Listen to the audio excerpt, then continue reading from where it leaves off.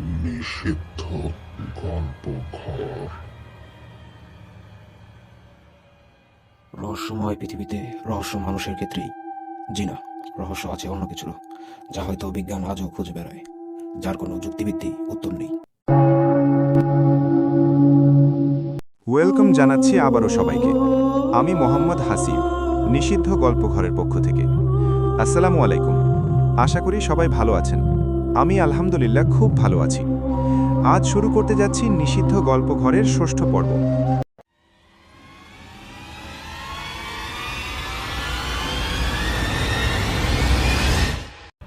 নিষিদ্ধ গল্পঘর।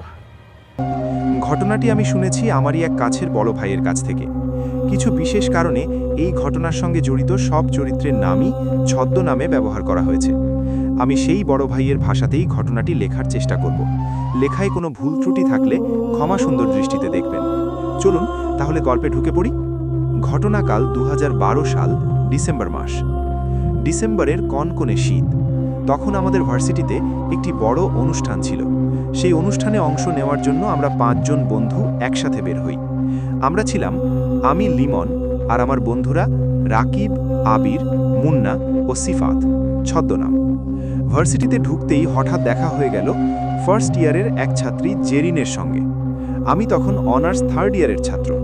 জেরিনকে আমি মনে মনে অনেক দিন ধরেই পছন্দ করতাম। পেছন থেকে রাকিব ফিসফিস করে বলল, আজই সুযোগ, যা বলার আজই বলে দে। আমি একটু দ্বিধায় পড়ে গেলাম। ঠিক তখনই সিফাত আমাকে পাশে ডেকে বলল, বন্ধু, আজ না বললে কখনোই হবে না, প্রপোজ করে ফেল। একটু কাঁপা গলায় সাহস করে আমি জেরিনকে প্রপোজ করলাম। কিন্তু সে কোনো কথা না বলেই মুখের ওপর না করে দিয়ে ঘুরে চলে গেল। একটা বারও পিছনের দিকে তাকালো না। ছ্যাঁকা খাওয়ার পর মনটা ভেঙে গিয়েছিল। তার ওপর বন্ধুরা মজা করছিল। সব সহ্য হলেও মুন্নার কিছু কথা আমার মাথা গরম করে দিল। আমি মনে মনে প্রতিজ্ঞা করলাম, জেরিনকে আমি আমার করেই ছাড়ব, সহজ পথে না হলে কঠিন পথেই হোক। এই বিষয়টা নিয়ে আমি আবিরের সঙ্গে কথা বললাম। এক পর্যায়ে আবেগের বশে তাকে বলে ফেললাম, জেরিনকে না পেলে আমি আত্মহত্যা করব। আবির কথাটা খুব সিরিয়াসভাবে নিল। কিছুক্ষণ চুপ করে থাকে। তারপর আবির আমাকে বলল, একটা উপায় আছে, কিন্তু ঝুঁকিপূর্ণ। আমি সঙ্গে সঙ্গে রাজি হয়ে গেলাম। আবির আমাকে নিয়ে গেল তার এক আত্মীয়ের কাছে, নাম টুটুল মিয়া। লোকমুখে শুনেছি সে জিন ছাড়ানো ও বিভিন্ন ধরনের কবিরাজি কাজ করত। আবিরকে বললাম, এখানে আমার কি কাজ? আবির আমার কাঁধে হাত রেখে বলল, শেষ উপায়ে এটাই। সবকিছু খুলে বলার পর সে বলল, তুই আমার ভাগ্নের বন্ধু, চেষ্টা করব, কিন্তু যখন ডাকবো তখন আসবি, হেলামি করবি না। কিছুদিন পর সে আমাকে ডেকে পাঠালো। এই কাজের জন্য অনেক জিনিস লাগবে বলে আমার কাছ থেকে 2000 টাকা নিল। সত্যি বলতে তখন কালো জাদু সম্পর্কে কিছুই বুঝতাম না। মাথায় শুধু একটাই চিন্তা, যেভাবেই হোক জেরিনকে আমার চাই। আরও কিছুদিন পর টুটুল মিয়া আমাকে একাই ডাকলো। সে বলল, তোর কাজ আমি সম্পূর্ণ করে দিয়েছি, বাকিটা পোর হাতে।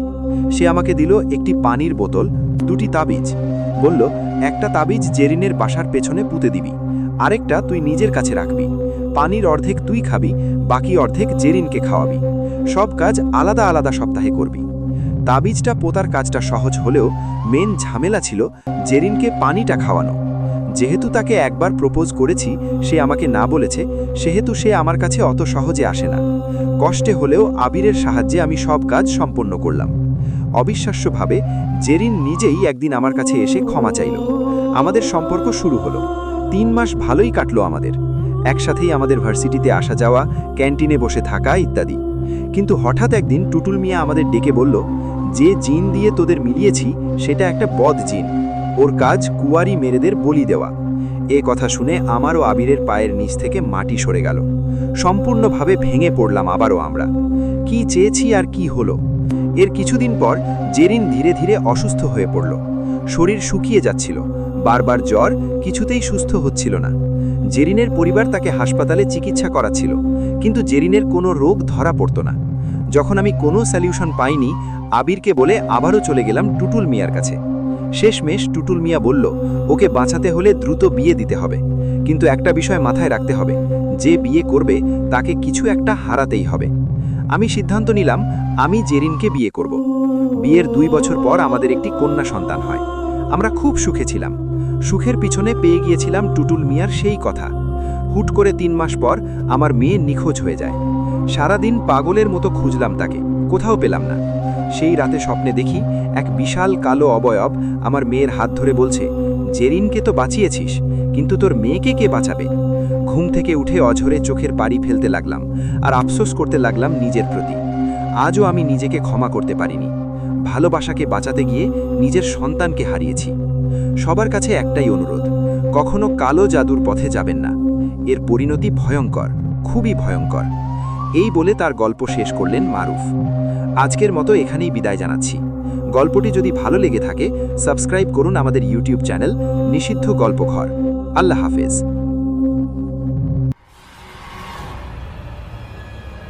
নিষিদ্ধ গল্পঘর।